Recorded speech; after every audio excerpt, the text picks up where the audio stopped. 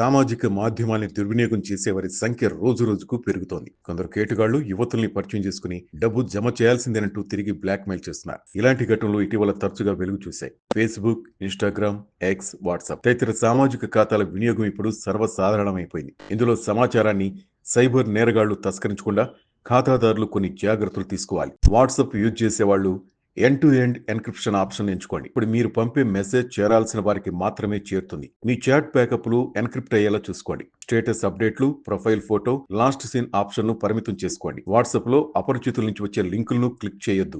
Instagram లో కూడా మీరు అనుమతించిన ఫాలోవర్లు మాత్రమే మీ పోస్టులను, స్టోరీలను వీక్షించేలా ఖాతాను సెట్ చేసుకోవాలి. మీ ఖాతాలోకి కొత్త డివైస్ లాగైనప్పుడు నోటిఫికేషన్ వచ్చేలా చూసుకోవాలి. అపరిచిత లింకులను క్లిక్ చేయొద్దు. అనుమానిత ఫైల్స్ ను డౌన్లోడ్ చేయొద్దు. ఎక్స్ ఖాతాకు అంకెలు, సంజ్ఞలు, ఇంగ్లీష్ అక్షరాలతో మిళితమైన పాస్వర్డ్ ను పెట్టుకోవాలి. అలాగే లాగిన్ అయినప్పుడు సెల్ ఫోన్ కు ఓటీపీ వచ్చేలా 2 ఫ్యాక్టర్ ఐడెంటిఫికేషన్ ఏర్పాటు చేసుకోవాలి. నమ్మదగిన ఫాలోవర్లు మాత్రం వీక్షించేలా మీ ఖాతాను పరిమితం చేసుకోవాలి. ఫేస్బుక్ వాడేవాళ్లు ప్రొఫైల్ ను వ్యక్తిగతంగా ఉంచుకోండి. ప్రైవసీ సెట్టింగ్ లో దీనికి అనుగుణంగా మార్పులు చేసుకోండి. ఫోటోలను, వీడియోలను ఫేస్బుక్ ఖాతాలో షేర్ చేసే ముందు 1కి 10 సార్లు ఆలోచించండి. అపరిచితుల నుంచి వచ్చే అనుమానాస్పద లింకులను లేదా అటాచ్మెంట్లను క్లిక్ చేయొద్దు. మీ ఫేస్బుక్ ఖాతాకు యాక్సెస్ ఉన్న థర్డ్ పార్టీ యాప్లను క్రమం తప్పకుండా సమీక్షించాలి.